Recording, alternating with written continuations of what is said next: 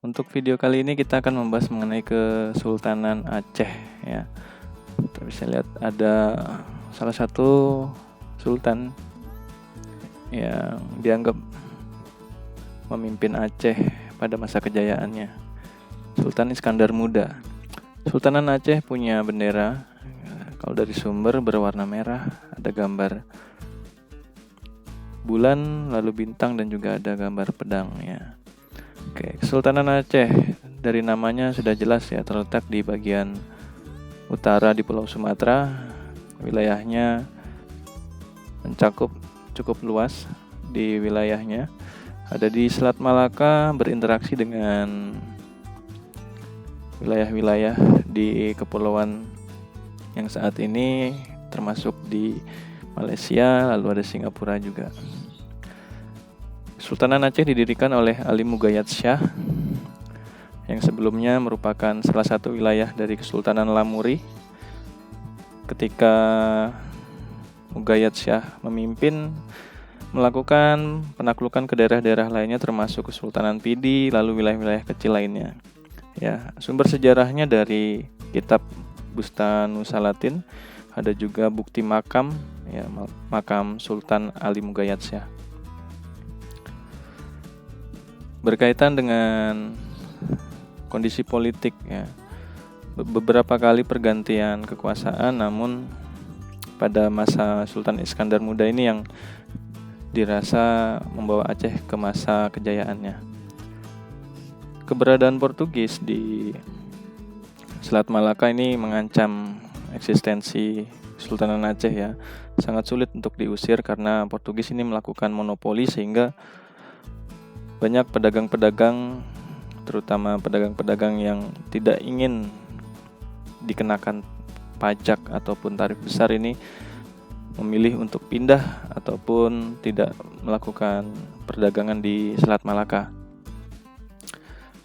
Sultanan Aceh berusaha untuk mengusir Portugis, tetapi ya sangat sulit ya karena perbedaan kemampuan militer. Namun pada masa Sultan Iskandar Muda, lalu sebelumnya juga ada Sultan Alauddin, ini bekerja sama dengan militer dari Kesultanan Turki di daerah Eropa bagian timur.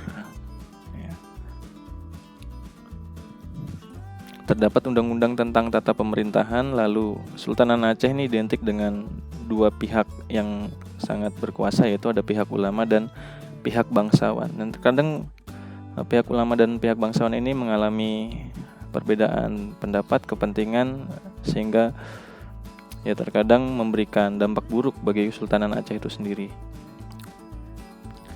Portugis ini termasuk pedagang yang kuat ya, karena dibekali dengan kemajuan teknologi dalam pelayaran dan juga dalam militer. Berkaitan dengan kondisi sosial ya, tadi ketika diketahui bahwa masyarakat Aceh ini mayoritas adalah masyarakat Muslim ya.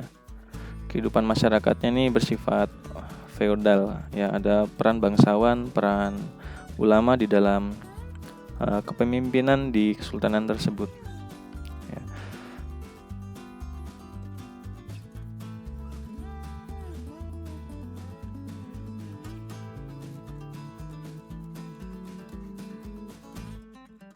Ada dua gelar ya, semacam dua gelar, ada Teku ya dan juga ada Tengku ya. Teku ini identik dengan golongan bangsawan, sedangkan Tengku ini identik dengan golongan ulama. Terdapat dua aliran agama, Syiah dan Sunni. Nah, ini terkadang juga mengalami konflik antara dua pandangan agama Islam. Lalu bagaimana dengan kondisi ekonomi Kesultanan Aceh ya? Diutamakan dalam proses pemerintahannya adalah mengandalkan perdagangan ya. Komunitas perdagangan karena letaknya sangat strategis ya, di Selat Malaka. Komoditasnya seperti beras, emas, perak, tekstil, porselen, minyak wangi, rempah-rempah, juga ada bahan tambang. Nah, ini menjadi pendapatan utama dalam pemerintahan Sultanan Aceh ya.